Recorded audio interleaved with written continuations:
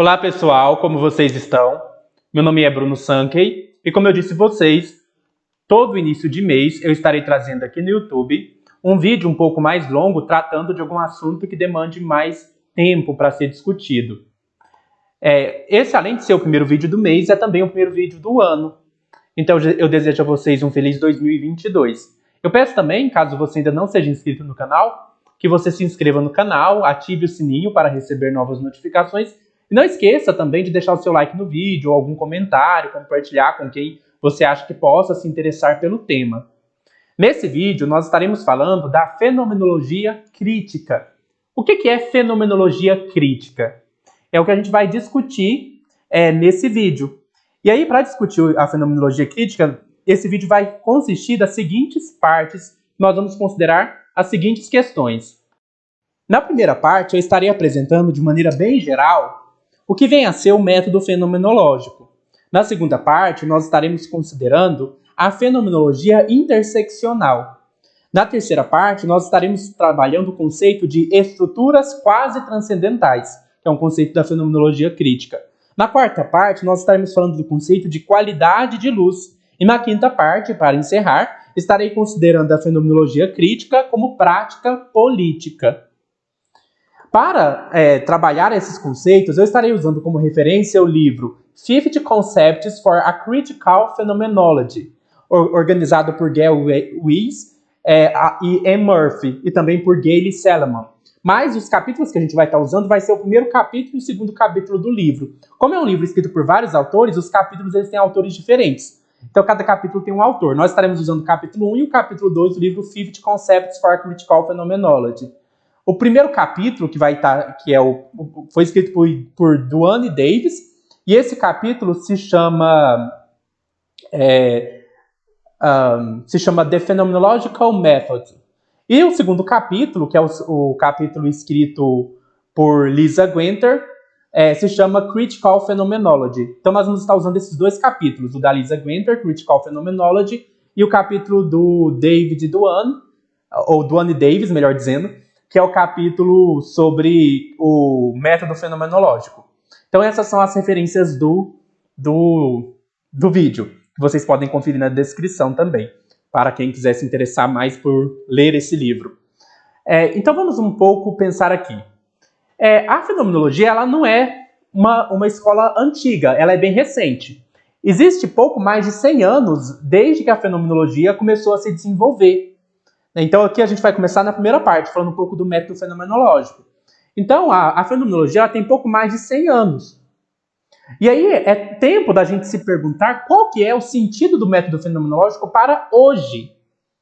Porque nós temos um método fenomenológico do século XX, do início do século XX. Como que a gente pode pensar o método fenomenológico agora, para o século XXI?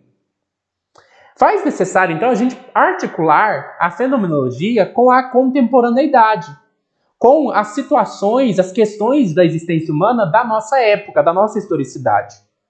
Desde o seu início no pensamento de Edmund Husserl, a fenomenologia ela tem sido considerada, definida como uma resposta a uma crise. Então, como que a fenomenologia surge? A fenomenologia surge com um filósofo alemão chamado Edmund Husserl.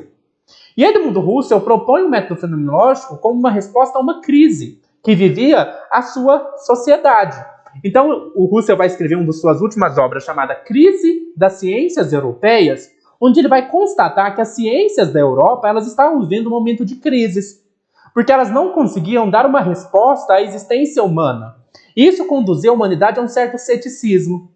Então o homem estava perdendo, o ser humano europeu, na época o homem europeu, porque era ali que o Husserl escreveu, o homem da Europa estava perdendo a fé na razão, perdendo a fé na universalidade, perdendo a fé numa investigação que pudesse fornecer respostas.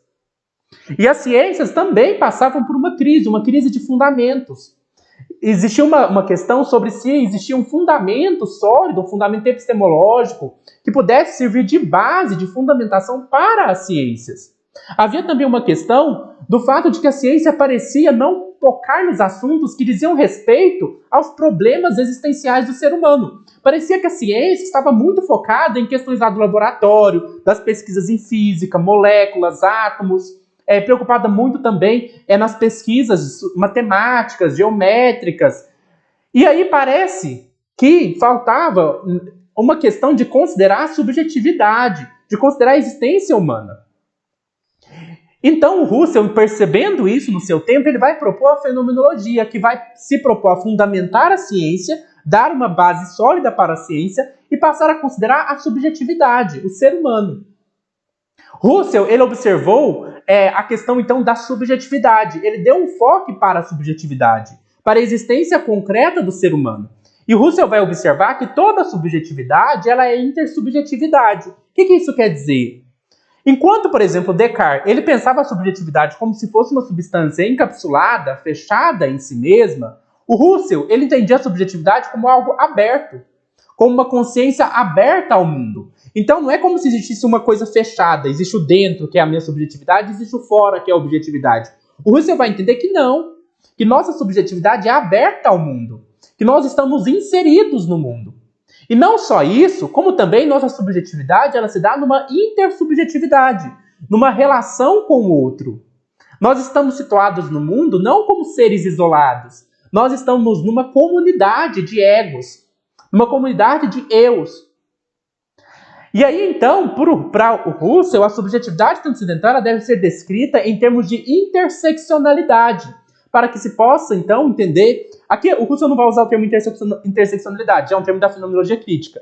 Mas é importante, a gente vai trabalhar um pouco a questão da interseccionalidade como um elemento da fenomenologia crítica, que vai estar ligada a essa noção de intersubjetividade, de que nossa subjetividade ela se constitui, ela se constrói na relação com o outro.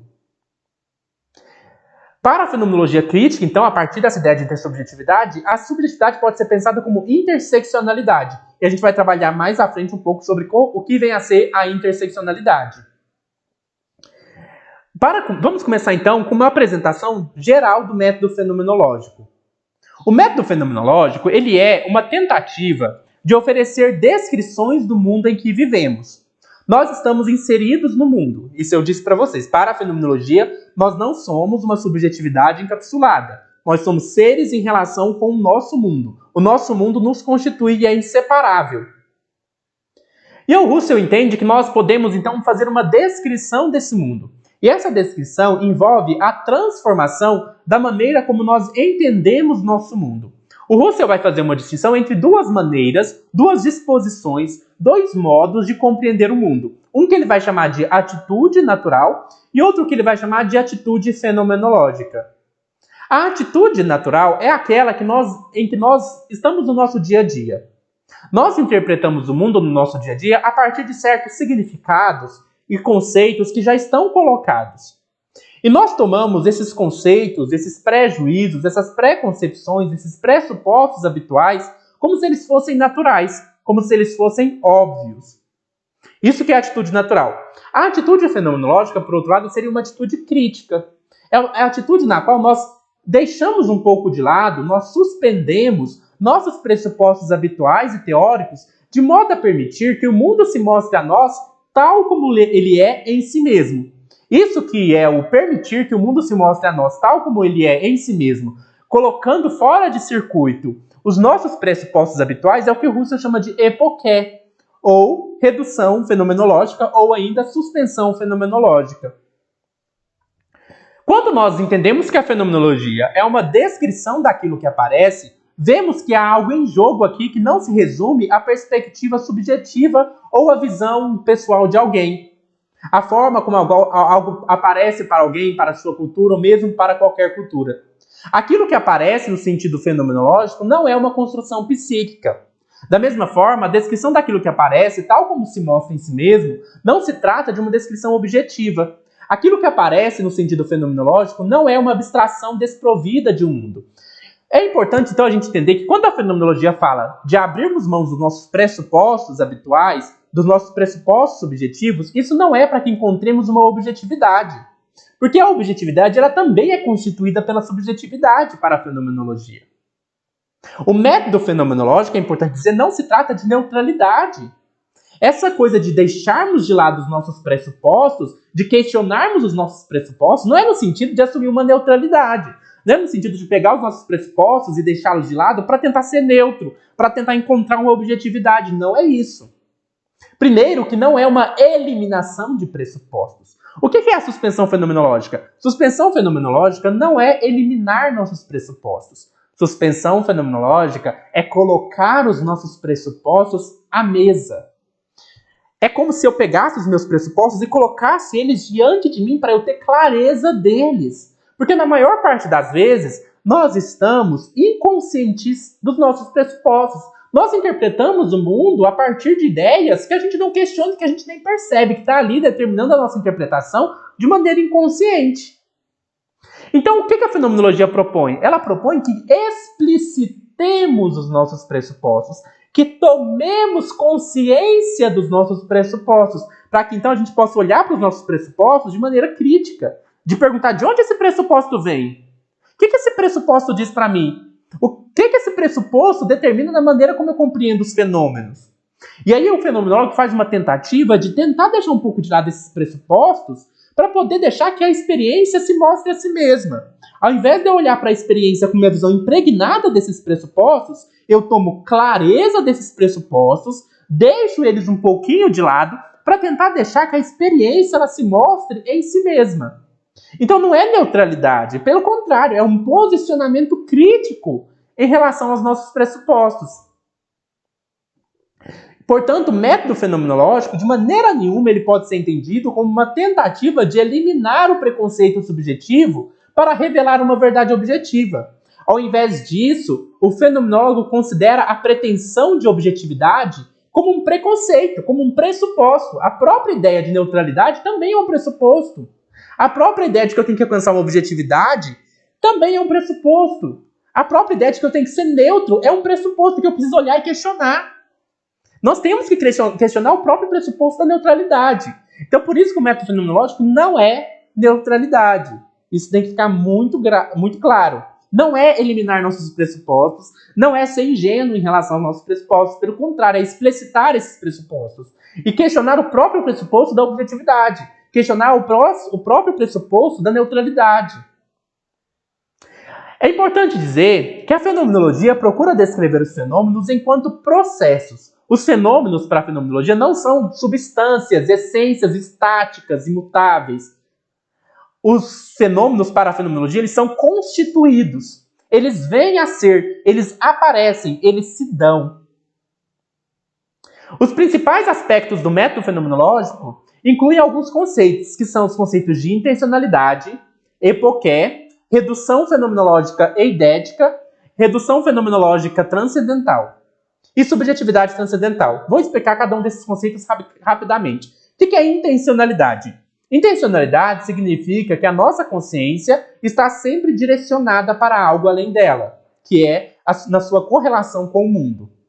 Então, intencionalidade pode ser traduzido como direcionalidade ou ultrapassamento. Quer dizer que a consciência está sempre se direcionando para algo além dela. Quer dizer que ela está sempre aberta. Quer dizer que ela é um movimento de direcionamento, de ultrapassamento. Porque a consciência, ela não é uma subjetividade encapsulada. Ela não é uma substância fechada. Ela é abertura. Ela é movimento de direcionamento. Intencionalidade, portanto, é movimento de direcionamento. Quer dizer que nossa consciência jamais pode ser pensada como uma cápsula fechada. A nossa consciência é transcendente. Ela é aberta ao mundo.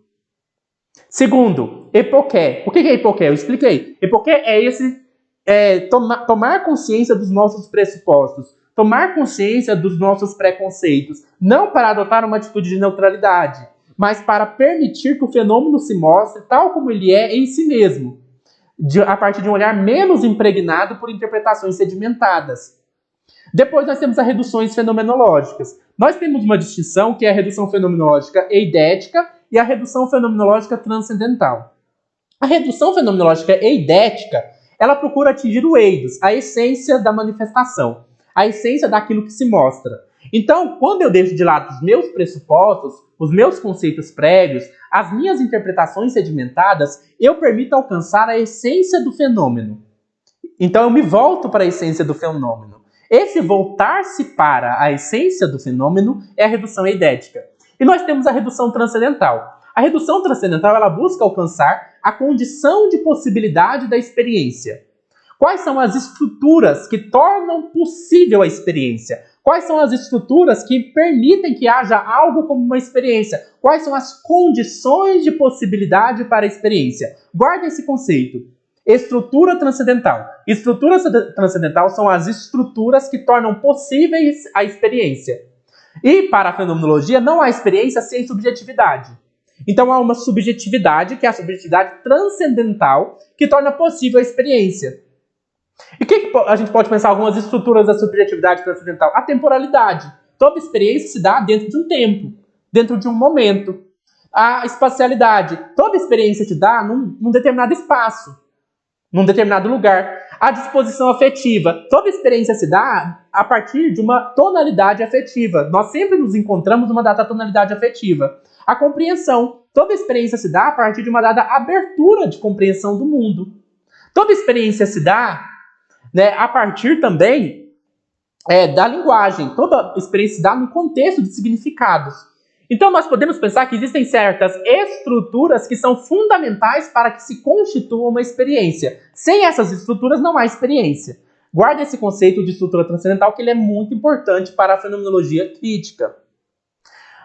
Agora, a intencionalidade é um insight fundamental do método fenomenológico, porque quando a gente entende essa intencionalidade como direcionamento, como abertura, nós entendemos que nosso entendimento está sempre engajado no mundo. Estamos no mundo que compreendemos. Isso significa que nem a subjetividade, nem a objetividade são uma ilusão epifenomenal determinada pela exclusão da outra, mas ambas estão inelutavelmente ligadas. Não existe sem subjetividade sem objetividade, e não existe objetividade sem subjetividade. É a subjetividade que constitui a objetividade. E a subjetividade, ela é na medida em que ela está direcionada a uma objetividade, porque a subjetividade não é fechada. Então, subjetividade e objetividade são fenômenos correlacionados, co-originários, codependentes. Não há subjetividade sem mundo. Não há mundo sem subjetividade. O mundo é a trama de significados na qual estamos inseridos. Não há um mundo lá fora independente da minha subjetividade. O mundo é o mundo de significados que a minha subjetividade constitui. Isso é muito importante para a fenomenologia, essencial para que seja entendido. Outro ponto importante a ser dito é que a fenomenologia tem um enfoque na experiência vivida, na experiência viva. Por isso há um esforço para que a gente volte-se para a experiência e deixe um pouco de lado nossas concepções prévias. Há um esforço para que a gente se volte para o mundo da vida, o mundo pré-teórico, o mundo da experiência, o mundo do qual nós vivemos. Aí, eu espero que vocês tenham entendido um pouco desses conceitos da fenomenologia, que eles são muito importantes para a gente pensar numa fenomenologia crítica. Agora que a gente já considerou alguns conceitos da fenomenologia, russeliana principalmente, nós vamos pensar um pouco na fenomenologia interseccional, a partir da fenomenologia. Como a gente pode pensar a interseccionalidade a partir da fenomenologia? Primeiro, vamos pensar um pouquinho no que vem a ser interseccionalidade. Interseccionalidade é um conceito proposto pela Patricia Collins, se eu não me engano. E esse conceito ele busca dar conta do fato de que nossas experiências elas se dão de maneira sobreposta. Aí a gente pode usar uma analogia, que é a analogia das placas tectônicas. Vocês devem saber que os terremotos, o afastamento dos continentes, eles são causados pela movimentação das placas tectônicas. E nós sabemos que as placas tectônicas, quando elas se movimentam, elas invadem uma a outra, elas se movem no sentido assim, de uma bater na outra, de entrarem tanto em oposição, de haver esse choque, quanto de uma sobrepor a outra, então às vezes uma passa por cima da outra. Então as placas tectônicas elas fazem esse movimento de sobreposição. E isso que é a interseccionalidade. A interseccionalidade é um movimento no qual se sobrepõem experiências subjetivas. Então nós podemos entender a subjetividade como, a interseccionalidade como um movimento de sobreposição de experiências. Entendido isso, nós podemos pensar um pouco melhor na fenomenologia interseccional. Quais são essas experiências que se sobrepõem? Na medida que nós vivemos o nosso mundo, e o nosso mundo é constituído por significados, essas experiências nós podemos pensar aqui, por exemplo, em classe, em raça e em gênero. Classe, raça e gênero são experiências que se sobrepõem. Então, por exemplo, eu tenho uma pessoa que é negra, que é mulher e que é pobre. Eu tenho aqui se sobrepondo 3 tipos de experiências. 3 classes de experiência. Eu tenho aqui se sobrepondo a classe que ela é pobre, né? A raça, que é uma pessoa negra, e o gênero, uma mulher. Então eu tenho aqui uma sobreposição. E essas experiências, elas se sobrepõem. Elas se interseccionam. Isso que é interseccionalidade. Algumas feministas classistas, elas vão discordar do conceito de interseccionalidade e vão propor um outro conceito, que é o conceito de consubstancialidade. Mas não é o objetivo aqui discutir esse debate entre interseccionalidade e consubstancialidade. Geralmente, as pessoas que defendem a consubstancialidade é porque elas dão um enfoque maior na classe. Entendem que classe ela tem uma sobreposição ou uma melhor, ou é mais importante do que identidades. Então, algumas feministas classistas, elas entendem que a classe ela exerce um papel mais fundamental na constituição da subjetividade. Mais fundamental ainda do que a raça, do que o gênero. Aqui eu acho que não faz muito sentido a gente hierarquizar, né? O que é mais importante? É raça? É classe? É gênero? Acho que essa hierarquização não é legal, né? Essa hierarquização pode trazer alguns problemas.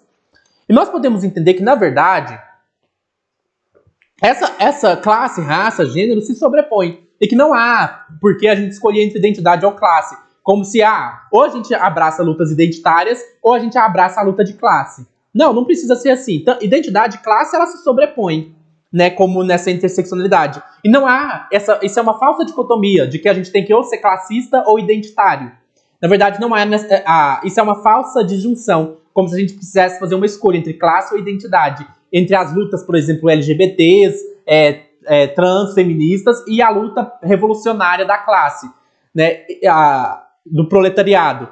Na verdade, isso é uma falsa disjunção. Porque há sim a possibilidade de a gente entender a importância da classe e das lutas do proletariado enquanto classe, e também entender a importância da subjetividade constituída em formas específicas de opressão ligadas a identidades, como a raça, o gênero, né? A identidade de gênero da pessoa, orientação sexual, a raça dela e tudo mais. Agora que nós temos uma noção tanto do que é interseccionalidade como do método fenomenológico, nós podemos pensar a interseccionalidade também como marcando a relação entre a atitude natural e a atitude fenomenológica. Eu falei para vocês que a atitude natural é aquela que nós interpretamos o mundo a partir de certos pressupostos, de certas concepções prévias, de certos prejuízos. E nós colocamos que a atitude fenomenológica é aquela na qual nós suspendemos esses pressupostos. Mas nós podemos pensar que há uma relação de interseccionalidade entre atitude natural e atitude fenomenológica. O que isso quer dizer? Isso quer dizer que a atitude natural e a atitude fenomenológica, elas não são atitudes separadas. Não é como se tivesse assim, olha, tem atitude natural. Estou interpretando o mundo a partir de pressupostos, preconceitos, prejuízos, interpretações sedimentadas. Pronto, agora estou na atitude fenomenológica. Agora não sou movido por pressupostos. Não há nenhum pressuposto, nenhum conceito prévio, nenhum prejuízo, nenhuma interpretação sedimentada determinando a minha concepção, a minha orientação em relação ao mundo. Não, isso não existe. Como eu falei, é como se fossem as placas tectônicas. Elas estão sempre invadidas. A atitude natural, ela invade a atitude fenomenológica. Elas estão se sobrepondo o tempo todo. Elas estão entrando em choque, se sobrepondo. Então, o método fenomenológico, ele não pode ser pensado como uma abstração do mundo, como se na atitude fenomenológica a gente se abstraísse do mundo da atitude natural e se tornasse e fosse para algum espaço idealista, num lugar onde há essências, ideias, representações, mas não há mais conteúdo empírico, conteúdo concreto, conteúdo material. Essa é uma visão de fenomenologia transcendental que é muito comum, que tem inspiração no Russell, né? Mas que seria de que a fenomenologia conseguiria se abstrair completamente da realidade concreta, do mundo da experiência, e entrar no mundo de ideias. Um mundo onde só tem ideias e não fatos. O próprio Russell falava isso no Ideias, né? Ele fala que a fenomenologia é uma ciência de ideias e não de fatos, de essências, mas não de fatos. É como se a gente pudesse se abstrair do mundo dos fatos concretos e ir para um mundo de abstrações, de ideias. Só que o problema dessa concepção é que, como eu disse para vocês, atitude natural e fenomenológica não estão separadas. ela se sobrepõe. Porque é no mundo natural que tudo acontece. Quando eu faço suspensão fenomenológica, eu ainda sou eu, no meu mundo, inserido no mundo.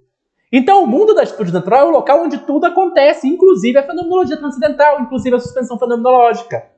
Então, o método fenomenológico, embora ele tenha sido proposto inicialmente para buscar um conhecimento apodítico, necessário, certo, absoluto, que fosse ligado a essências, ideias, isso para nós, que da fenomenologia crítica, não faz sentido. Por quê? Porque nós da fenomenologia crítica, nós entendemos que a experiência ela vem primeiro. E aí a gente pode até pensar, por exemplo, um filósofo chamado Michel Henry, um fenomenólogo francês, ele vai criticar o Husserl justamente porque ele vai falar que o transcendental não é a subjetividade transcendental pensada como uma noesis, um ato de consciência vazio.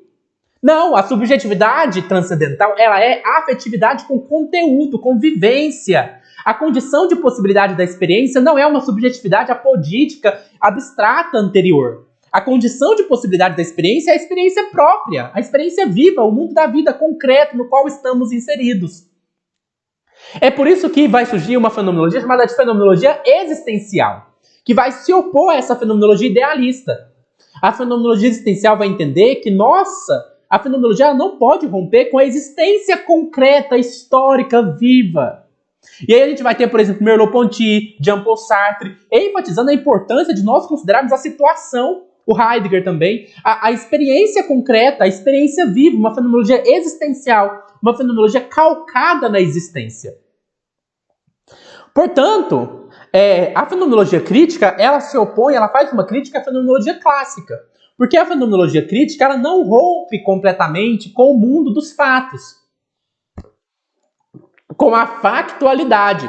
Enquanto a fenomenologia transcendental husserliana, ela tem um quê de idealismo, na medida em que busca uma consciência pura, abstraída de todo o conteúdo material e factual, a fenomenologia crítica, ela se coloca mais próximo da fenomenologia existencial, porque ela não rompe com a existência concreta, com a existência fática no mundo.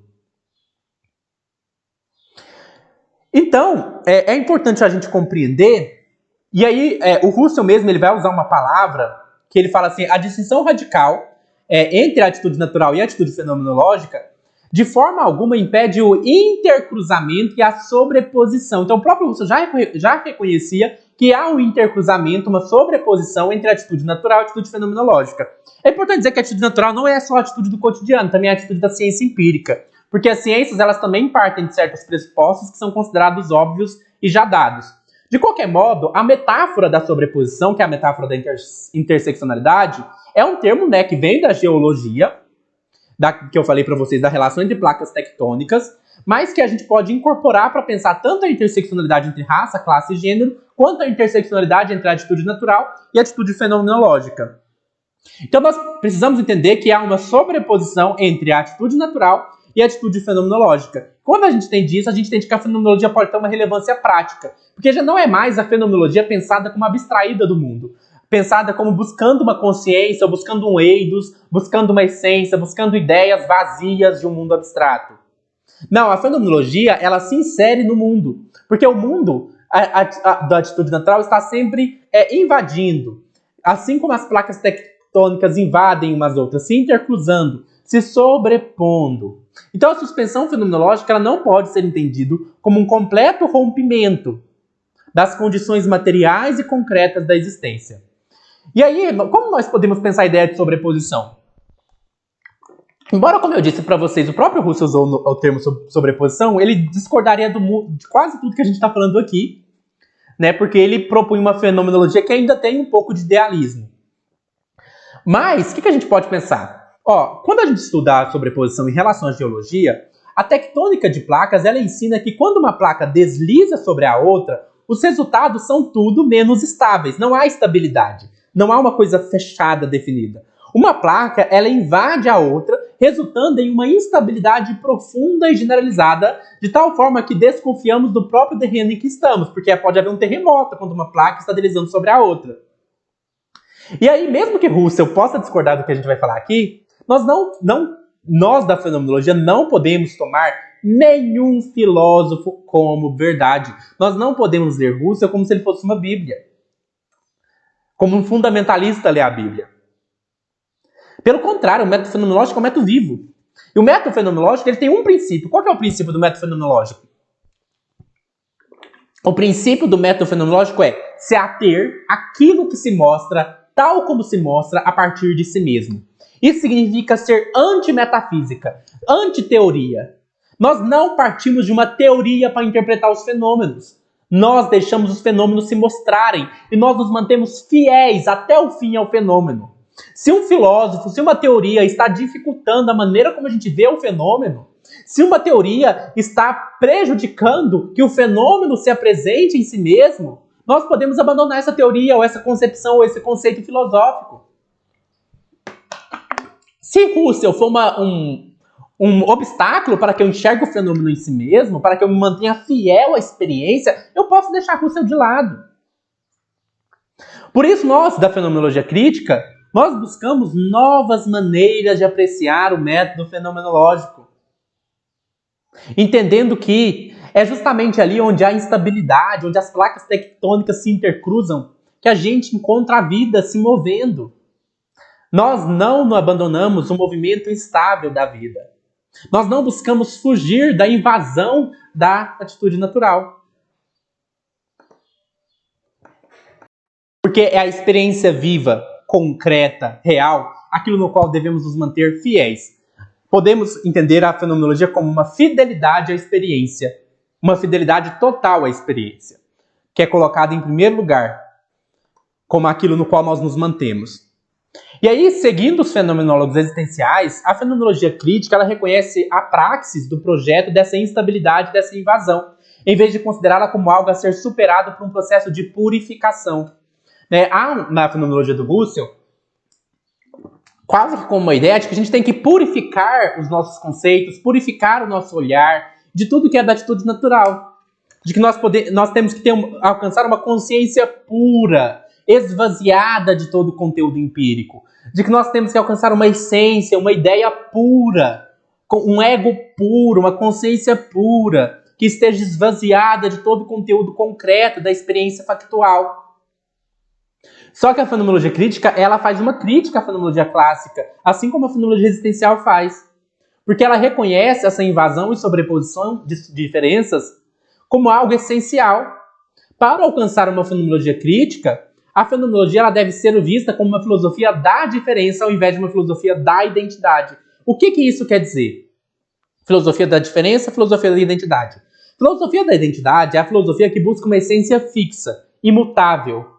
Filosofia da diferença é a filosofia que entende que o mundo, os fenômenos são um dever, estão sempre mudando, estão sempre se transformando, se sobrepondo, se intercruzando. Então, a fenomenologia, ou ela vai ser uma fenomenologia da identidade, que busca uma essência fixa, ou ela vai ser uma filosofia da diferença, que entende o movimento da vida. E a fenomenologia crítica está mais próxima da noção de diferença do que de identidade. Embora os conceitos de identidade elas sejam importantes para a fenomenologia crítica, porque nós vamos tratar de identidades como a identidade negra, a identidade mulher, a identidade branca, que seja, ou a identidade...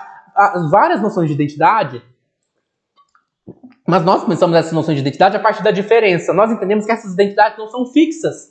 Por isso nós podemos questionar elas. Por isso nós podemos modificar elas. Por isso nós podemos falar assim, peraí, tem um conceito de que ser negro significa que você é fraco? Ou ser negro significa que você é de uma raça inferior? Não, nós podemos rever isso, mudar essa noção do que é ser negro. Nós podemos questionar, será que ser negro significa ter uma pigmentação de pele escura? Ou será que também a gente pode entender que ser negro vai além da cor da pele e também envolve outros traços? Para a gente pensar, por exemplo, a questão das pessoas pardas. Será que uma pessoa parda ela é negra? Uma pessoa que é miscigenada ela é negra? Será que a gente pode rever o conceito do que é negro, repensar, reconsiderar? Da mesma forma, o conceito de mulher. Será que mulher é só quem tem útero? Será que só quem tem vagina é mulher? Ou será que a gente pode repensar o que significa ser mulher? Nós entendemos na fenomenologia crítica que há identidade, mas as identidades elas não são fixas, elas não são inquestionáveis, elas não são naturais nem absolutas. Isso é outra questão importante.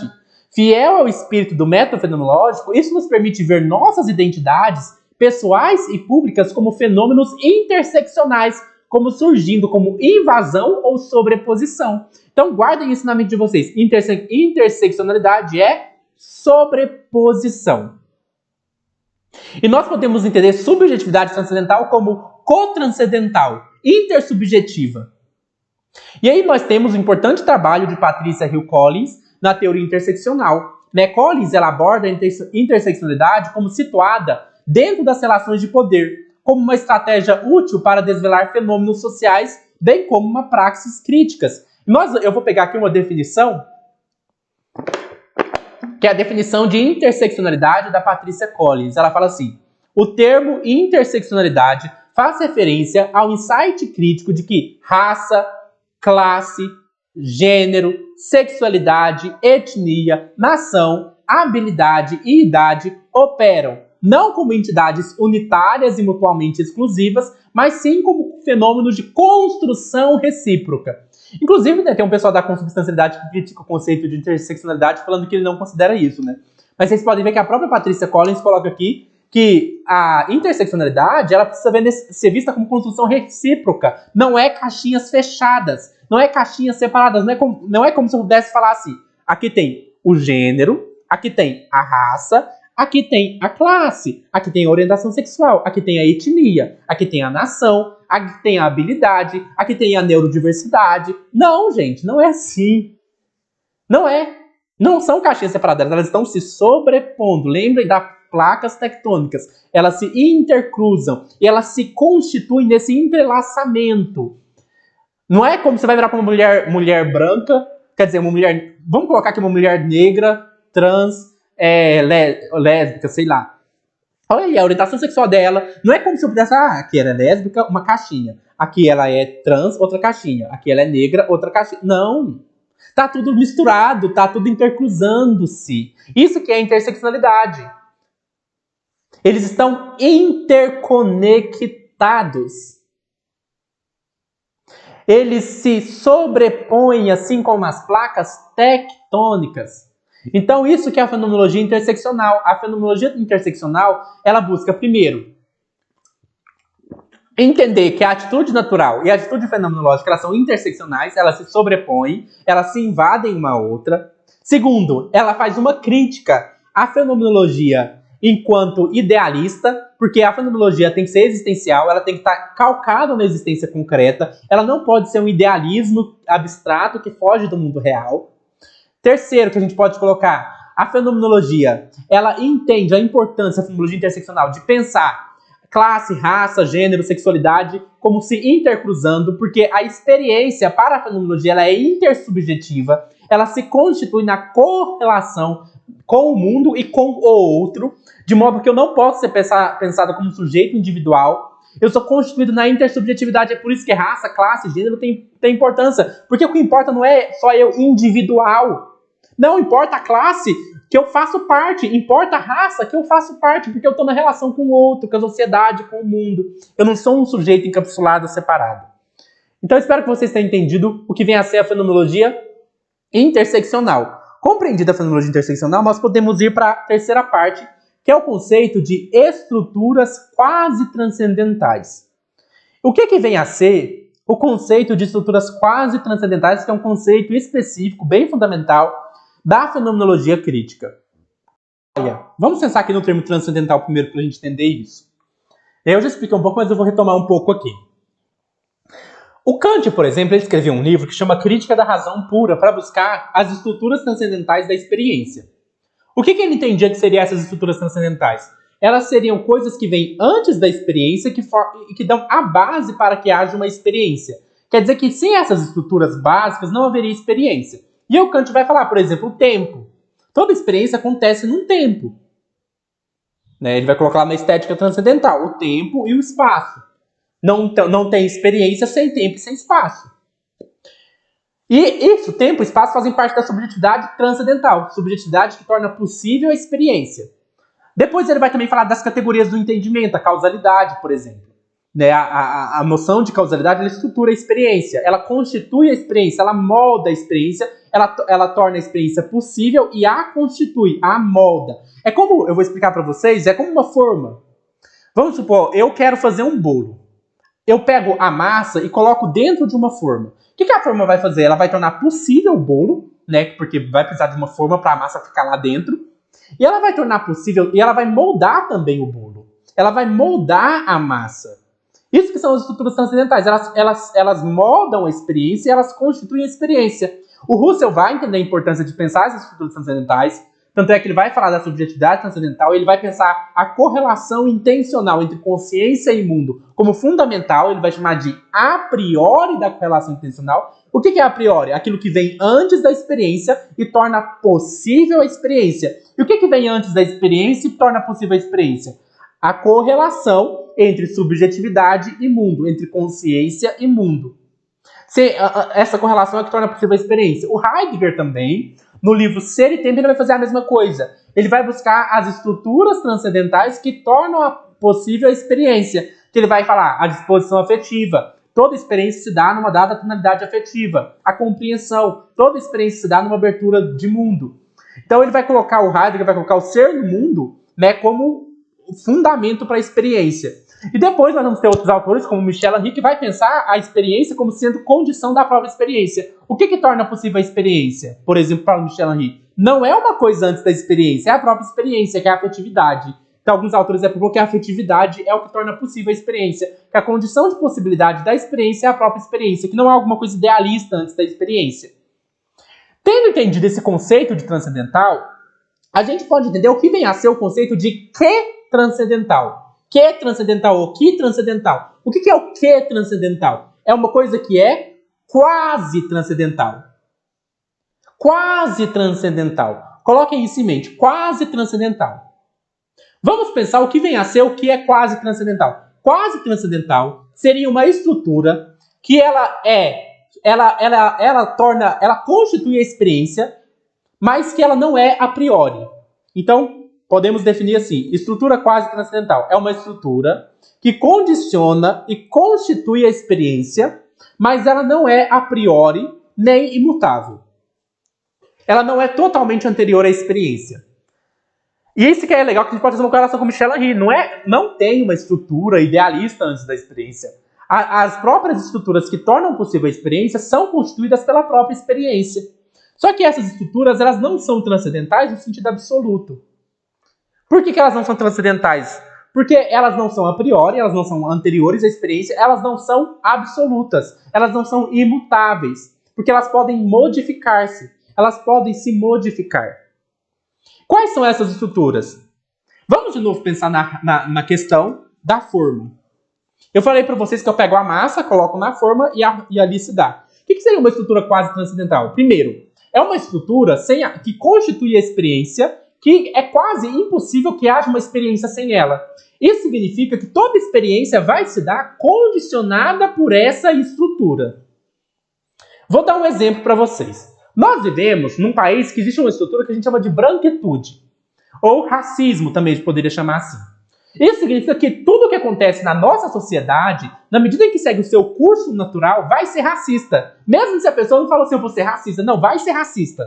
Por exemplo, uma universidade, ela faz uma seleção de alunos para estudarem lá. Se essa universidade simplesmente fazer uma seleção de alunos, você pode ter certeza que a maioria dos alunos selecionados vão ser brancos. Vai ter racismo. Ah, nós estamos na pandemia. O que acontece na pandemia? Vamos fazer vacinação. Quando a vacinação acontece, o que os dados mostraram? Que a maioria das pessoas que começaram a ser vacinadas eram pessoas brancas. E as pessoas negras, elas recebiam menos vacinas. Mas ninguém planejou isso. Ninguém falou assim, nossa, vamos fazer uma vacinação e vamos vacinar mais pessoas brancas e deixar os negros para depois? Ninguém falou isso. Mas por que isso aconteceu, será? Porque tudo que acontece na nossa sociedade, se seguir seu curso normal, natural, vai ser marcado, constituído pelo racismo. Por isso que o racismo não tem a ver com eu planejei ser racista. Claro que isso também pode acontecer. Mas também quando a gente não faz nada, quando a gente deixa a sociedade seguir o seu curso normal, tudo que acontecer nessa sociedade vai ser marcado pelo racismo. Toda experiência dentro dessa sociedade vai ser atravessado pela raça. Por isso que a branquitude ela é como se fosse uma estrutura quase transcendental. Porque praticamente toda a experiência que acontecer dentro do seu curso natural em nossa sociedade vai ser marcada pelo racismo. É claro, aí a vacinação começa. Quem que vai ser primeiro vacinado? As pessoas mais velhas. Quem tem maior expectativa de vida? Os brancos. Quem vai ser primeiro vacinado? Os profissionais da área de saúde. Quem são os profissionais da área da saúde? São os negros que trabalham na limpeza? Não, são os médicos, são os enfermeiros, são pessoas com graduação superior. Quem são as pessoas com graduação superior trabalhando em hospitais, sendo médicos e enfermeiros? Brancos. Não é o pessoal da limpeza que vai ser vacinado primeiro. Não é o pessoal do caixa do supermercado que está ali exposto ao vírus que vai ser vacinado primeiro. Não é o motoboy do iFood. Quem vai ser vacinado primeiro são os médicos. Porque alguém planejou que vamos vacinar só pessoas brancas primeiro? Não.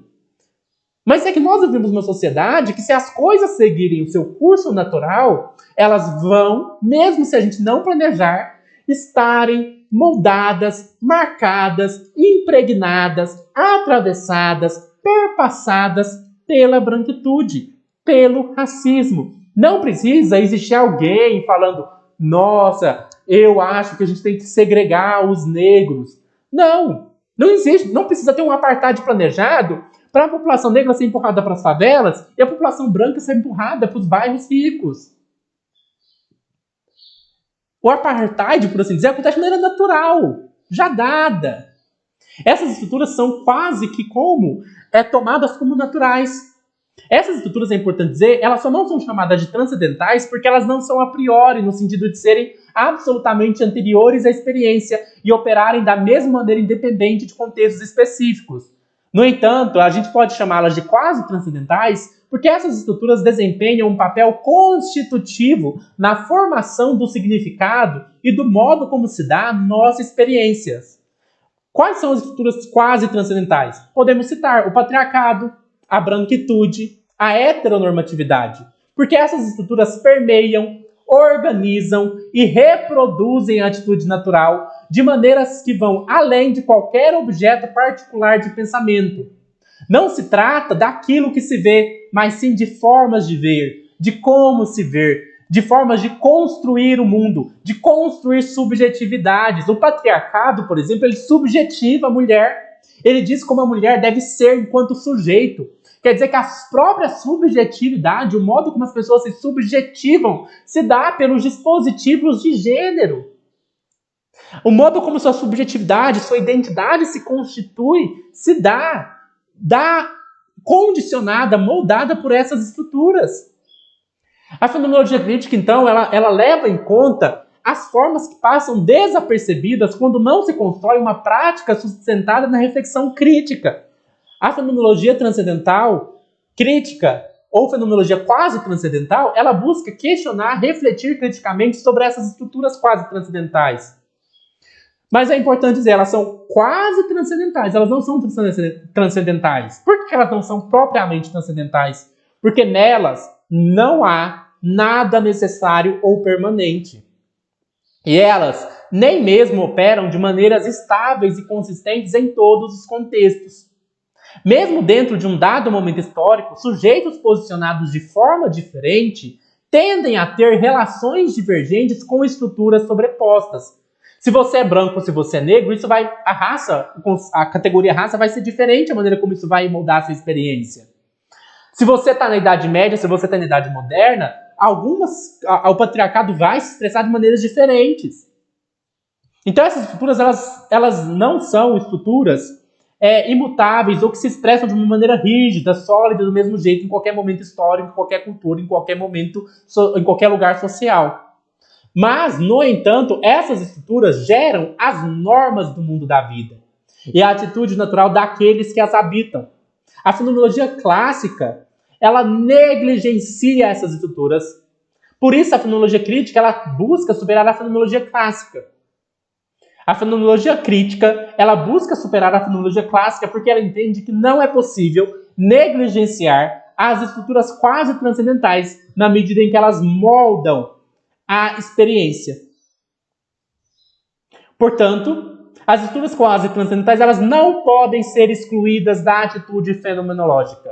Não podemos pensar uma atitude fenomenológica que rompa com o mundo e busque estruturas numa abstração, quando existem estruturas concretas, materiais, históricas que estão moldando e constituindo a subjetividade da experiência. Não tem como a gente pensar numa fenomenologia que valorize a subjetividade e que busca entender como a subjetividade constitui mundo e constitui a si mesma, que ignore as estruturas quase transcendentais, que rompa com o mundo concreto da experiência. Não dá. Não dá. Uma fenomenologia que quer entender a subjetividade, que não quer excluir a subjetividade, e quer entender as condições de possibilidade da experiência e a maneira como a subjetividade se constitui e constitui mundo, ela precisa estar atenta às estruturas quase transcendentais. A perspectiva da fenomenologia crítica, então, ela busca levantar a questão do que nós podemos compreender a partir dessas estruturas, como a gente pode transformá-las e como elas se constituem. Agora, nós podemos ir para a próxima parte do vídeo, em que nós vamos considerar um conceito, que é o conceito de qualidade de luz, que é um outro conceito importante para a fenomenologia crítica. O conceito de qualidade de luz é um conceito adotado pela fenomenologia crítica, mas que não se originou com a fenomenologia crítica. O conceito de qualidade de luz é um conceito de uma feminista negra chamada Audre Lorde.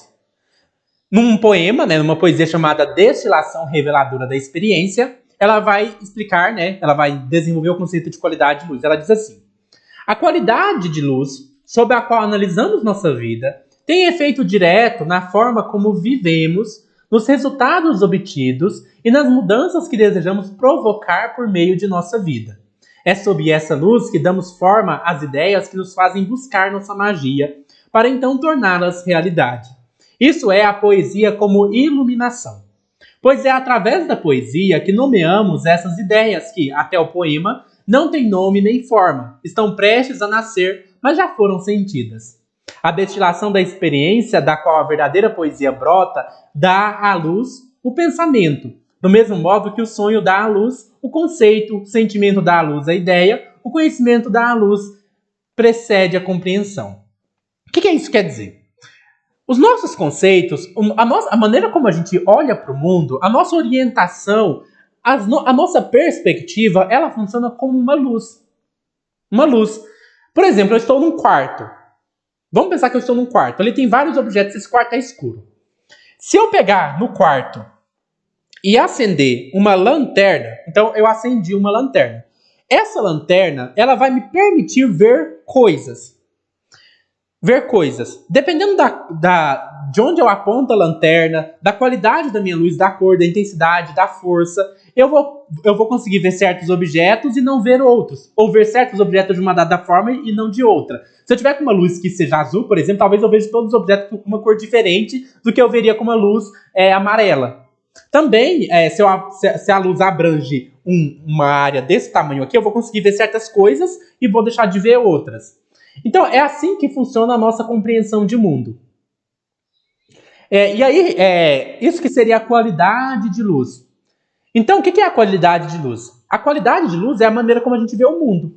E que qualidade de luz a gente vai usar? Será que a gente vai usar uma qualidade de luz naturalizadora ou uma qualidade de luz crítica? O que é a qualidade de luz naturalizadora? É aquela na qual nós não questionamos os nossos pressupostos. A sociedade tem uma definição do que é homem e do que é mulher. Mas será que... E a sociedade toma isso como natural. Será que a gente pode questionar isso que é natural? Isso que está naturalizado? Criticar isso? A sociedade... Até o sexo biológico. Será que o sexo biológico é um dado natural absoluto? Ou será que é uma construção histórica? É uma coisa para a gente pensar. Então, a nossa qualidade de luz... É importante a gente pensar que qualidade de luz a gente está usando. Uma qualidade de luz que reforça opressões, que exclui... Uma qualidade de luz que reflete, que critica, que considera, que repensa. Qual é a qualidade de luz? Porque a qualidade de luz vai determinar não só o que nós vemos, como eu disse, a luz, ela delimita o que a gente vai ver, mas como a gente vê. o modo como a gente vê, porque se é uma luz ultravioleta, uma luz branca, as coisas vão aparecer de uma outra forma para a gente. Então, esse é um conceito importante para a fenomenologia crítica. Em termos fenomenológicos, poderíamos pensar nessa qualidade de luz como a tonalidade ou disposição afetiva que tanto motiva quanto contorna a experiência significativa de uma pessoa como um ser no mundo corporificado. O que é tonalidade, né? A nossa disposição em relação ao mundo, a nossa perspectiva, ela pinta o mundo, ela colore o mundo de uma determinada forma. Isso se aplica muito à disposição afetiva. Por exemplo, se eu estou triste, o mundo pode parecer para mim estar cinzento. Se eu estou alegre, o mundo pode parecer colorido. Então, a tonalidade, a qualidade de luz, a tonalidade de luz, o nosso modo de ver o mundo vai colorir o mundo, vai pintar o mundo de uma dada forma para a gente. Essa tonalidade afetiva não pode ser entendida a parte da localização social em um mundo da vida histórico específico. E aí, por exemplo, um investimento afetivo na branquitude como propriedade, seja de modo consciente ou inconsciente, trará uma qualidade de luz diferente para a experiência e gerará uma compreensão diferente de mundo do que o investimento afetivo em questões relativas à negritude. Isso é uma coisa importante. A qualidade de luz, pensada como tonalidade afetiva, significa que todo modo de compreensão do mundo é determinado por uma disposição afetiva. Isso é importante. Mesmo que você esteja inconsciente, suas teorias, suas concepções, seus conceitos, eles não surgem num vazio, eles surgem numa dada disposição afetiva. Ah, mas você fala assim pra mim, não, mas eu sou um racionalista. Um racionalista que pensa só na razão. Eu não sou guiado por nenhum sentimento, não sou guiado por nenhum afeto. Você acabou de mostrar que você é guiado por um afeto. Você é guiado por esse afeto pela razão. Você tem um afeto, uma fissura pela racionalidade, pela objetividade. Então, o seu racionalismo, ele é determinado, moldado por um afeto. Por um afeto que te faz agarrar a razão com esse apreço todo. Então, toda visão de mundo é disposta, movida por um afeto. Qual é o afeto que te move? Será que você tem ódio pela branquitude, pelas opressões? Ou será que, na verdade, o seu ódio é contra as minorias? Porque aqui não é questão de ódio e amor. Porque a gente tem uma falsa ideia de que ódio é bom, ódio é ruim e amor é bom. Não, não. Existem coisas que a gente tem que odiar. A gente tem que odiar a opressão. A gente tem que odiar a branquitude. A gente tem que odiar o racismo. Que sejamos movidos pelo ódio pela coisa certa e pelo amor pela coisa certa. O que a gente tem que amar? A liberdade, a emancipação, a igualdade, a justiça. Seu ódio é movido para onde? Qual é o objeto de seu ódio? Qual é o seu afeto? O que te move? Você tem um afeto pelos seus privilégios ou você tem um afeto pela libertação, pela emancipação das minorias? Isso é muito importante de ser colocado. Isso vai depender de qual é a sua qualidade de luz. Agora, para a gente encerrar, eu vou falar de prática transformadora, né? Fenomenologia crítica como prática política, rapidamente, só para a gente poder encerrar. Quando eu falei de estruturas quase transcendentais, eu fiz esse papel de ressaltar que as estruturas são quase transcendentais. Elas não são transcendentais. O que isso quer dizer? Que elas não são absolutas. Isso quer dizer duas coisas importantes quando a gente fala que as estruturas quase transcendentais não são absolutas. Primeiro, isso quer dizer que elas não determinam de maneira absoluta a experiência. Quer dizer que se você é um branco, aí você fala assim, a estrutura da branquitude faz com que eu seja racista, determina absolutamente isso. Eu vou falar, não determina. Não é porque você é branco que você tem que ser racista. E não é porque você é branco que você pode se desculpar e falar assim, eu fui racista, mas é porque também eu nasci privilegiado. Não, gente, não. Um conceito fundamental e importante para a fenomenologia sempre foi e sempre será o conceito de responsabilidade. Responsabilidade, o que é? Capacidade de responder. Você, não importa se você é branco, não importa se você é rico, se você é pobre, você tem responsabilidades. Então, você não pode se desculpar das suas responsabilidades. Ninguém pode falar, não, mas ele foi racista porque, tadinho, nasceu numa sociedade em que o racismo é norma. Ele é branco, né? Fazer o quê? Nasceu numa sociedade privilegiada que moldou ele para ser racista. Não, gente. Nenhuma estrutura da sociedade é absoluta e determinista. Todos nós temos que nos responsabilizar por aquilo que nós somos, por aquilo que nós pensamos, por aquilo que nós dizemos, por aquilo que nós fazemos, por aquilo que nós somos. Esse é um conceito fundamental da fenomenologia. Responsabilidade. Somos nós que escolhemos aquilo que nós somos. Você é responsável por aquilo que você pensa, por suas opiniões, pelo modo como você age. Então jamais use as estruturas quase transcendentais como desculpa para falar assim, mas as estruturas moldaram, fizeram ser assim. Não, mas você pode ser diferente. Você pode questionar seus privilégios. Você pode questionar suas atitudes. Você pode se informar. Você pode aprender. Você pode estudar. É claro que eu estou falando assim, claro, sei que tem casos excepcionais, que a pessoa às vezes não tem acesso à informação. Mas a gente tem que...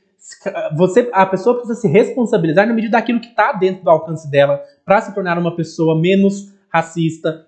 Por isso que é responsabilidade de todos nós sermos antirracistas. Porque como eu disse para vocês, né? Não adianta não ser racista, tem que ser antirracista. Porque se as coisas na sociedade seguem seu curso normal, elas vão estar impregnadas pelo racismo. Mesmo que ninguém foi racista, mesmo que ninguém planejou ser racista. As coisas vão acontecer. É igual a vacinação. Ninguém precisou falar assim, nossa, vamos vacinar só brancos. Não precisa. Porque existe uma estrutura. E se você não luta contra essa estrutura, ela está normalizada. E se ela está normalizada, quando você age de maneira neutra, você está sendo racista. Então, nós precisamos nos responsabilizar. Responsabilizar. E segundo, falar que as estruturas não são absolutas significa dizer que elas podem ser transformadas. E é por isso que eu vou terminar esse vídeo com essa parte sobre fenomenologia crítica como prática política. Nós acreditamos na transformação. Nós acreditamos na transformação. Isso tem que ser colocado. Nós não somos aquele tipo de pessoa que pensa assim, já era, o mundo não vai mudar, não tem o que fazer. Não, gente, o mundo ele é constituído para a fenomenologia. O mundo, ele pode sim mudar, porque o mundo está mudando. Nada é fixo, nada é uma essência fixa. A fenomenologia crítica, ela vai além da fenomenologia clássica, refletindo sobre as estruturas sociais quase transcendentais que tornam nossa experiência do mundo possível e significativa, e também se engajando em uma prática material de reestruturação do mundo a fim de gerar possibilidades novas e libertadoras para formas significativas de experiência e existência. Nós entendemos que as experiências elas podem se dar de outra forma, que as estruturas elas podem mudar. A fenomenologia crítica é tanto uma forma de fazer filosofia quanto uma forma de abordar o ativismo político. Como prática filosófica, a fenomenologia crítica ela suspende as explicações do senso comum da realidade para mapear e descrever as estruturas que tornam essas explicações possíveis, para analisar a maneira como funcionam e para abrir novas possibilidades para repensar e reestruturar o mundo. Trata-se de uma forma de encontrar até mesmo os vestígios de questões históricas, que mesmo não estando mais presentes de maneira explícita, ainda estruturam a forma como sentidos emergem na sociedade. Essa coisa de vestígios de questões históricas é bem interessante, porque tem muita gente que pensa que o racismo acabou, porque a gente não vive mais na escravidão. Não! Mesmo que não esteja lá explícito, mesmo que a gente viva um mito de democracia racial, o racismo está aí determinando a experiência ainda. Mesmo que de maneira que a gente não perceba de maneira explícita. Por isso é preciso entender que é preciso mudar o mundo. A fenomenologia crítica é uma luta pela libertação das estruturas que privilegiam, naturalizam e normalizam certas experiências do mundo, enquanto marginaliza, patologiza e desacredita outras. Essas estruturas quase transcendentais, elas falam quais experiências são normais e quais são doentias. Ser cis é normal, ser trans é patológico. Elas marginalizam, desacreditam, deslegitimam certas experiências enquanto valorizam outras. Essas estruturas existem em muitos níveis: social, político, econômico, psicológico, epistemológico e até ontológico. Essas estruturas, podemos pensar aqui na dominação racista heteropatriarcal. Nós podemos pensar em como o patriarcado, a heterossexualidade, o racismo, o sexismo moldam a experiência e constituem a subjetividade e a intersubjetividade, moldando a maneira como percebemos a nós mesmos, aos outros e ao mundo. Em outras palavras, essas estruturas elas são tantos padrões que vemos quando estudamos algo, como, por exemplo, quando a gente olha para o desencarceramento, para a questão da vacina que eu falei, por que quando a gente olha os dados das vacinas, as primeiras pessoas serem vacinadas foram os brancos? Ou quando a gente vai para as prisões, a maioria é negro. Mesmo que ninguém tenha planejado conscientemente, vamos vacinar só brancos. Para vocês verem como essas estruturas são fortes, mas elas podem ser mudadas, transformadas. Nós podemos olhar para o mundo a partir de uma outra qualidade de luz. Por isso a fenomenologia crítica ela se coloca como prática política transformadora. A fenomenologia crítica deve ir além de uma descrição da opressão, desenvolvendo estratégias concretas para desmantelar estruturas opressoras e criar ou amplificar formas diferentes, menos opressivas e mais libertadoras de estar no mundo. Em outras palavras, o objetivo final da fenomenologia crítica não é apenas interpretar o mundo, mas também transformá-lo. Espero que vocês tenham gostado desse vídeo e que esse vídeo possa ter trazido para vocês uma noção do que é a fenomenologia crítica, que é a abordagem filosófica que eu mais me identifico. Espero que vocês tenham gostado desse vídeo e até mais.